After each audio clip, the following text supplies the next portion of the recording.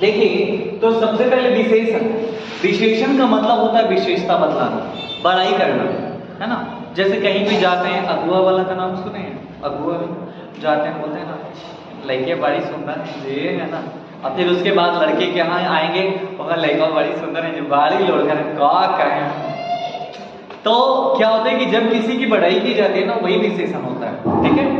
तो सबसे पहले विशेषण किसे कहा जाता है? तो जो शब्द संज्ञा अथवा सर्वनाम की विशेषता बतलाए उसे क्या कहते हैं? विशेषण। I'll explain the complement, okay? So जो शब्द संज्ञा अथवा सर्वनाम की विशेषता बतलाए उसे क्या कहते हैं? विशेषण। जैसे सीता बहुत सुंदर है, कितना सुंदर है? बहुत। तो कुछ जो शब्द होते हैं जो शब्द की सुंदरता बताते हैं, तो कौन सुंदर है? तो एक कॉम्प्लीमेंट जो है दे रहे हैं, तो वही जो है क्या हो जाता है? तो ध्यान दीजिएगा, तो विशेषण को इंग्लिश में एडजेक्टिव कहते हैं, और ऐसे इसके 4 ही भेद होते हैं। अगर आपसे पूछा जाए कि विशेषण के काइंड्स कितने होते हैं, तो 4 काइंड्स होते हैं। लेकिन आप लोग जैसे कुछ बुक्स जो है कुछ डिफरेंट जो है पब्लिश करते रहते हैं, तो आप लोगों की पुस्तक के अनुसार विशेषण के कितने भेद होते हैं? 5, आप लोगों की बुक्स के अनुसार, ठीक है। तो अब ध्यान दीजिएगा, तो पहला विशेषण का जो भेद, फिर से जो शब्द संज्ञा अथवा सर्वनाम की विशेषता बतलाए उसे क्या कहते हैं? विशेषण। एग्जांपल में देखिए, कमला अच्छा गाती है। कौन अच्छा गाती है? कमला अच्छा गाती है। तो यहाँ अच्छा गाना जो है क्या हो गया? विशेषण हो गया। अच्छा क्या हो गया? लेकिन आप ध्यान दीजिएगा, उसमें भी कुछ अलग चीज बताऊंगा, उसको बड़ा विशेषण कहेंगे, ठीक है। तो विशेषण के टोटल 4 भेद होते हैं, लेकिन आपको 5 को पढ़ना है। पहला कौन सा? गुणवाचक विशेषण, जिसको इंग्लिश में क्या कहते हैं? Qualitative adjective. सेकंड आपका संख्यावाचक विशेषण, जिसको कहते हैं न्यूमरल एडजेक्टिव। तीसरा आपका परिमाणवाचक विशेषण, जिसको क्या कहते हैं? Quantitative adjective. और चौथा आपका सार्वनामिक विशेषण, जिसको कहते हैं डेमोंस्ट्रेटिव एडजेक्टिव। और पांचवा कौन सा जो नया बताया थे? व्यक्तिवाचक विशेषण, जिसको कहते हैं प्रॉपर एडजेक्टिव, ठीक है। सबको बारी बारी से देखेंगे।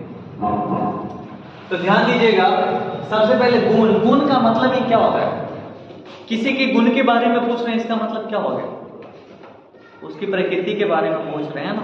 तो क्या होता है कि गुणवाचक विशेषण किसे कहा जाता है? तो जिस विशेषण से रंग, आकार, गुण, दोष, दशा और अवस्था इत्यादि का बोध होता है, उसे कौन सा विशेषण कहा जाता है? गुणवाचक विशेषण। फिर से गुणवाचक विशेषण किसे कहा जाता है? तो जिस विशेषण से रंग, आकार, गुण, दोष, दशा, अवस्था इत्यादि का बोध होता है। किसका?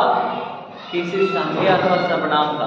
संज्ञा किसे कहते हैं तो पता ही होगा, किसी भी नाम को संज्ञा कहते हैं। तो बता रहे कि वह आदमी गोर है ना, उजला है, काला है, हरा है, पीला है, नीला है ना, रंगीन है, इंद्रधनुषी कलर, कोई रंग बोल रहे हैं तो रंग का बोध हो रहा है।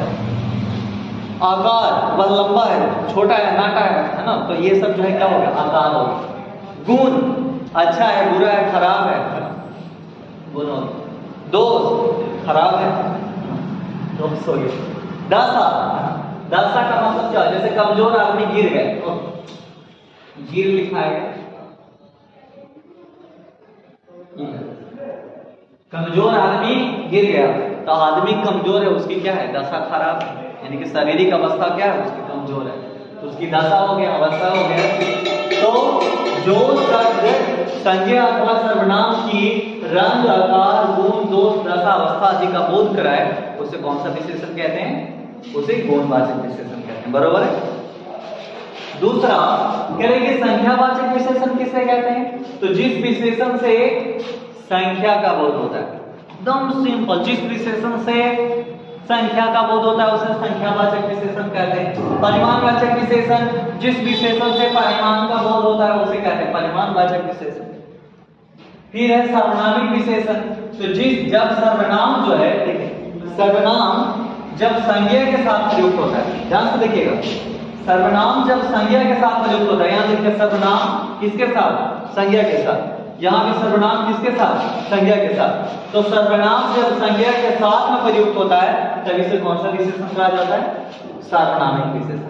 ऑलराइट, तो अब दोनों की जो है पांचवा आपका है व्यक्तिवाचक विशेषण।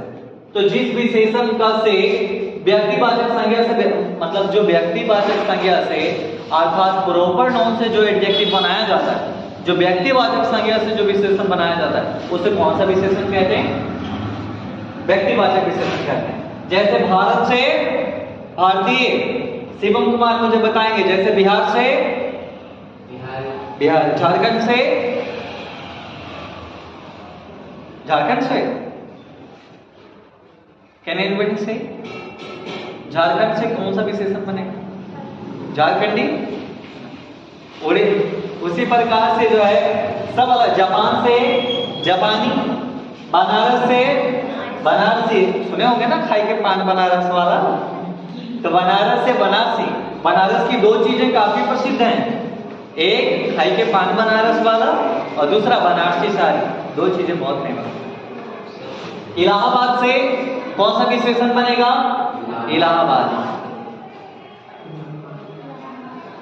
समझ रहे हैं ना? तो उसी प्रकार से महाराष्ट्र से कौन सा विशेषण बनेगा? मराठी। गुजरात से, पंजाब से, वाह जी आप लोग तो समझदार दिखे। तो देखिए व्यक्तिवाचक विशेषण यानी जब व्यक्तिवाचक संज्ञा से विशेषण बनाया जाता है उसको कहते हैं व्यक्तिवाचक विशेषण। अब देखिए कुछ के जो है काइंड्स भी हैं।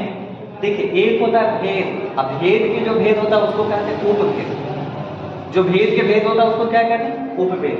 तो संख्यावाचक विशेषण के उपभेद दो होते हैं। कौन कौन? एक निश्चित संख्यावाचक और दूसरा अनिश्चित संख्यावाचक। निश्चित संख्यावाचक से निश्चित संख्या का बोध होता है। किसका बोध होता है?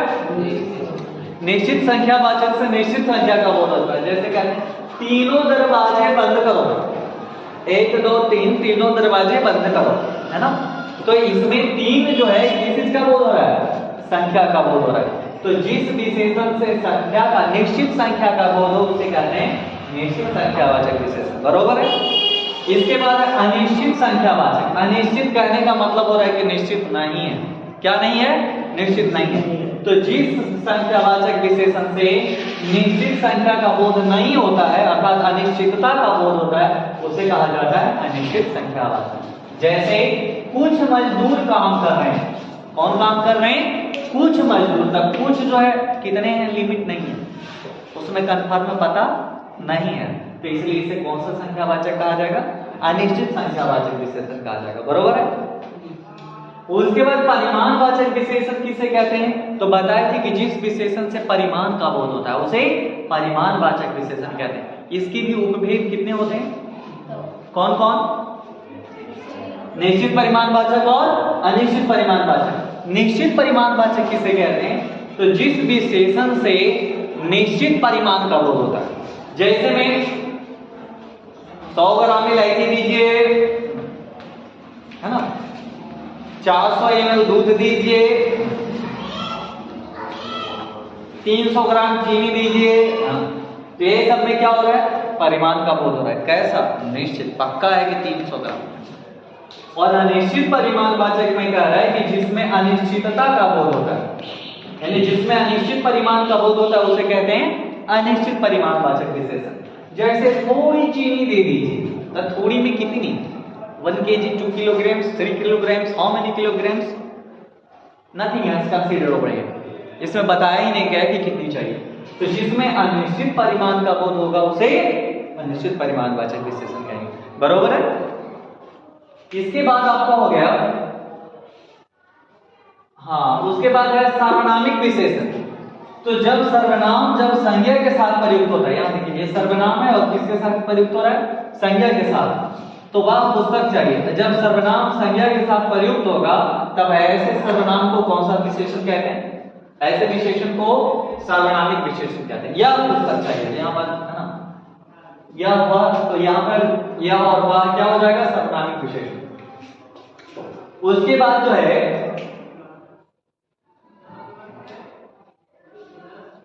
व्यक्तिवाचक विशेषण। तो व्यक्तिवाचक विशेषण तो भरपूर रूप से समझ में आ गया हो।